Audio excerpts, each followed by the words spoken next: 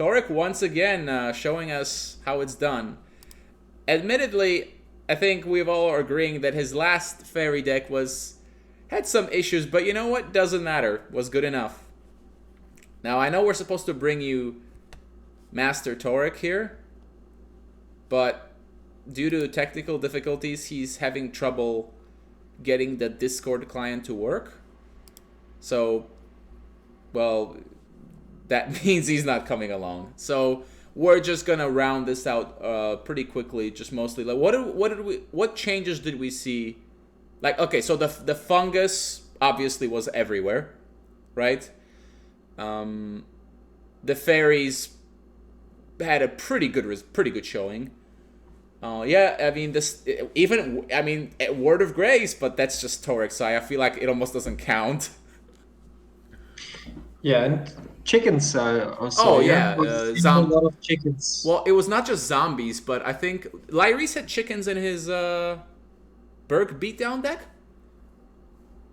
Because even in Yeah, that deck, it's a 3-1 with Swift. That's like a fireball on legs.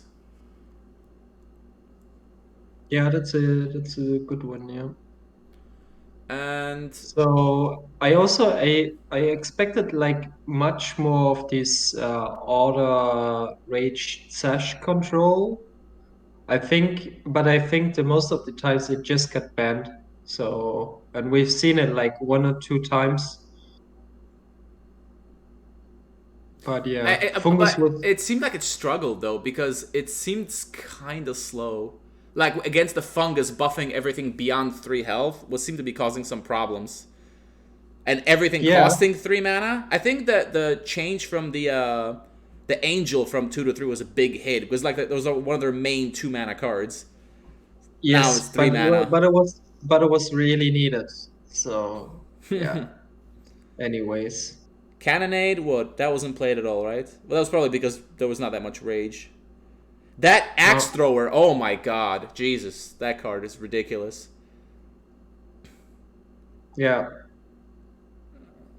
What else we seen? What else had like huge impact? Of course, phoenixes as usual. Yeah. Um, yeah, and some unexpected corruption lists, I would say, like all these control lists, like the list from Lyris. Well, he had what reanimator basically, right? Well, it was not fully reanimator. It was like basically normal control with like some reanimator, with just a Bezarok and a couple of reanimates, which were good for also harpies. Remember that game against Cruel Tech, resurrecting what 3 harpies in a row or something? Oh yes, fun to watch. But yeah, it costing 4 mana definitely mattered because I think Lyris had a much easier time if it was 3 mana. Having to like pay 4 to bring a harpy back, that was painful. But yeah, I'd say it was a good Masters. I think what we've learned is probably the fungus needs to be tuned down a little bit. Like it's a little too hard to kill as well. If they buff each other, they're like 1/4s. A little bit too much there. And the axe thrower, like seriously, a 2/2 that can cast flash freeze every turn. I don't know, man. Do you remember Disciple of Zash? It's exactly the same card except it's a 1/1. Sorry again. Do you remember the card Disciple of Zash? Yeah, of course. It's like a 1/1 version without ranged and doesn't freeze.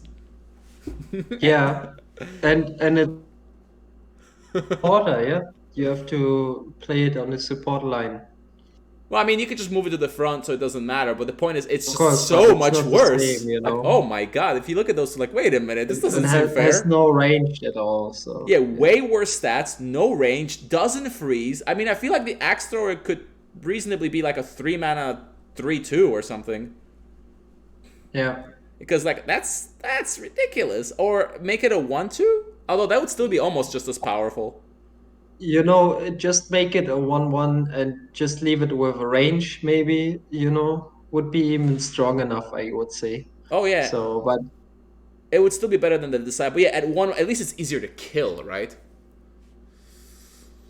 Oh man. Yeah. Anyways, Oh, disciple is a shaman. Nobody cares.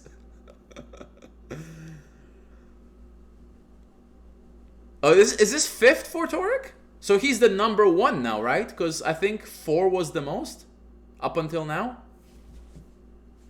He was tied with Dual and somebody else. Or was it just Dual? I can't remember. But yeah, so he's now the number one. Then most wins in Masters, Mr. Torek.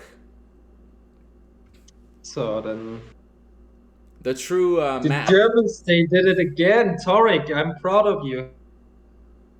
Yes. Well, okay then. I guess we're good.